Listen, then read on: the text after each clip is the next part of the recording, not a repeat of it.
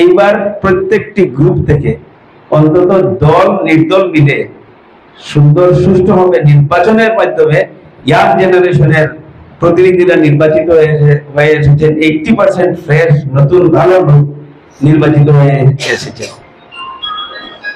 চাহে pro BJP, চাহে pro UDF, pro Congress, independent, সেটা না, সারা সুনাইতে আমার বললেও আপত্তি নেই। দুদিন পরে ইলেকশন, 18টা জিপি, 4টা জেলা পরিষদে, যারা দিনে রাত্রে 24x7 গত 3 বছর আমার ডাইনে বাউয়ে পাশে থেকে পাবলিকের কাজ করেছিলেন, তাই প্রত্যেকজন মানুষ, আমি ওল্ড সুনাইয়ের কথা বলছি, নতুন সুনাই যেটা ইনক্লুড হয়েছে, আমার কাজ করার সুযোগ হয়নি, নতুন ভাবে শুরু করেছি আমি। সেই অঞ্চল না, এই 3টা জেলা পরিষদে যারা আমাদের সঙ্গে ডাইনে বাউয়ে উত্তরে দক্ষিণে যেভাবে সামনে মানুষের কাছে গিয়েছিলেন, মানুষের পাশে ছিলেন, কাজ করেছিলেন, গ্রুপ মেম্বার থেকে জেলা পরিষদ প্রত্যেক মানুষ জিতে এসেছেন জনগণ কাউয়ের হাত খালি দেয়নি। সেটা দল হিসেবে না, সেটা দল হিসেবে না।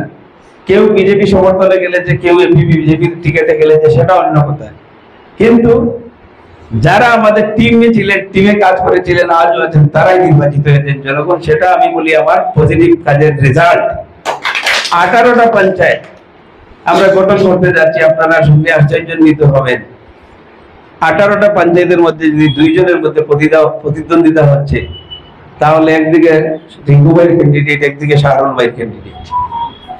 তার কোন দালাল শ্রেণীর কোন নেতার কোন ক্যান্ডিডেট খুঁজে, একজন গ্রুপ মেম্বার শুনাইতে খুঁজে পাওয়ার নেই। টিম আমাদের মধ্যে ইন্টারনাল কে পঞ্চায়েত হবে নিয়ে লড়াই হচ্ছে, কিন্তু তার কোন মানুষের কোন পঞ্চায়েতের গ্রুপ মেম্বারে একজন আত্মীয় ছাড়া কোন গ্রুপ মেম্বার জিততে পারেনি এই শুনাইতে। যারা বড় বড় কথা বলেন, জনগণ সজাগ, জনগণ সচেতন, জনগণ যোগ্য জবাব পঞ্চায়েত নির্বাচনের মাধ্যমে চুর ডাকাতদের দিয়েছেন, আগামীতেও দিবেন। সুনাইয়ের মানুষ মেরুদণ্ডহীন না, সুনাই স্বাভিমান আছে, সুনাইয়ের আত্মসম্মান আছে।